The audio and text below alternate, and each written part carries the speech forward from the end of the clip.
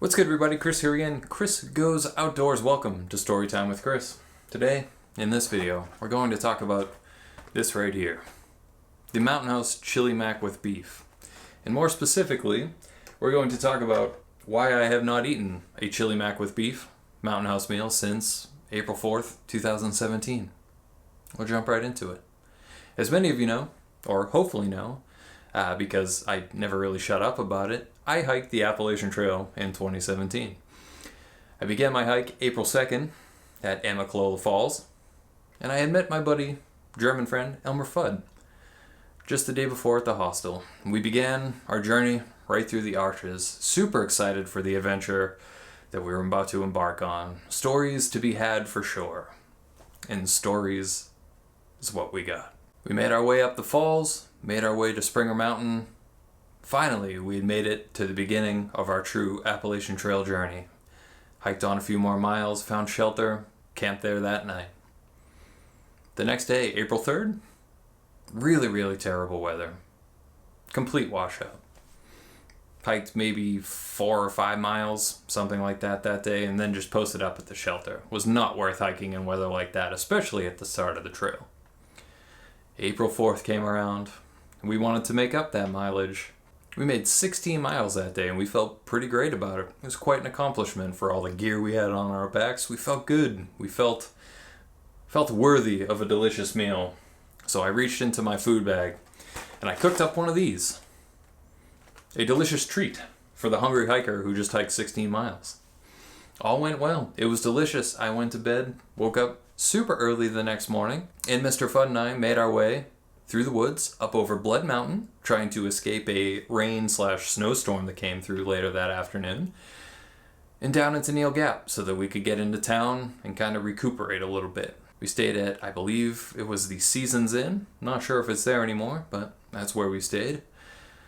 And it was myself, Elmer Fudd, our buddy Nomad, who we met on trail as well, and we had picked up a stranger, a younger hiker who was on the Appalachian Trail, hanging out at Neal Gap. We just said, hey, you want to come get a room in town with us? You know, be good to split it 4 ways.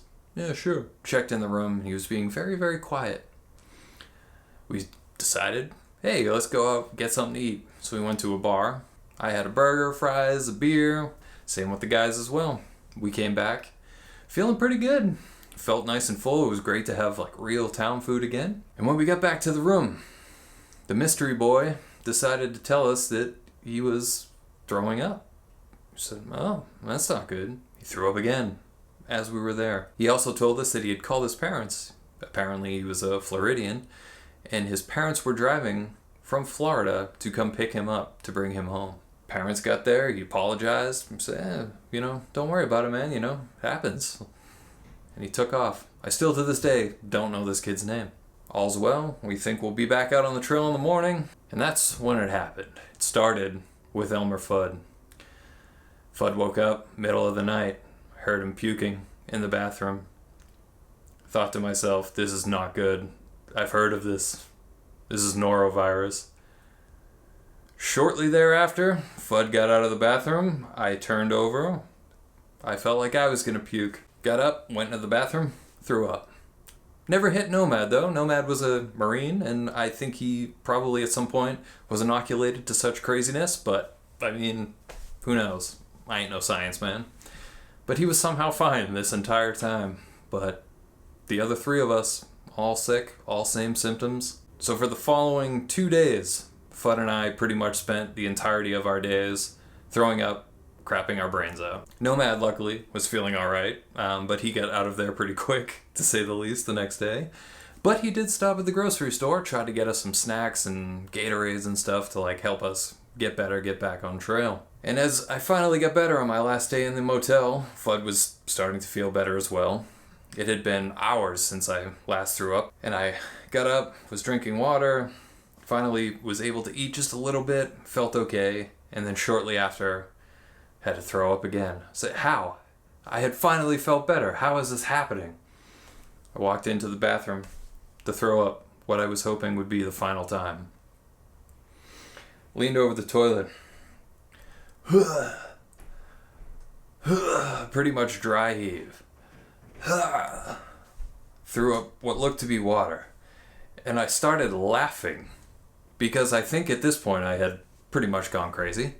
So I start laughing. And I finally threw something up.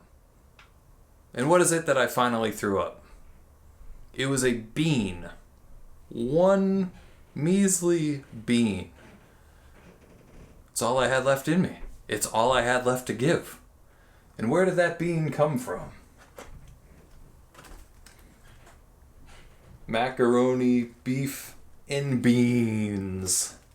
It came from the mountain house that I had eaten probably 3 days prior. So I just sat there looking at this bean sitting in the toilet, laughing hysterically, just being like, I have nothing else to give, please go away. And that was it. That was the final puke. That one bean apparently somehow appeased the norovirus gods and let me go on my way. We slept that night. Through that night, there was no vomiting, no pooping for either Fudd or I, and we made our way out to trail the next morning. Crazy times. Crazy times. So, that right there, folks, is why I have not eaten a Mountain House Chili Mac with beef since April 4th, 2017. And it's also why I have no intention on eating a Chili Mac with beef ever again. I just keep seeing the bean. I keep seeing the bean. Thanks for listening, everyone. If you have some hiker food stories, sickness stories, feel free to leave them below. I have plenty. I'm thinking of making an entire video of all the times I got sick on the Appalachian Trail. Because it was impressive. It happened a lot. Thanks for watching, everyone. Take care. We'll see you in the next one.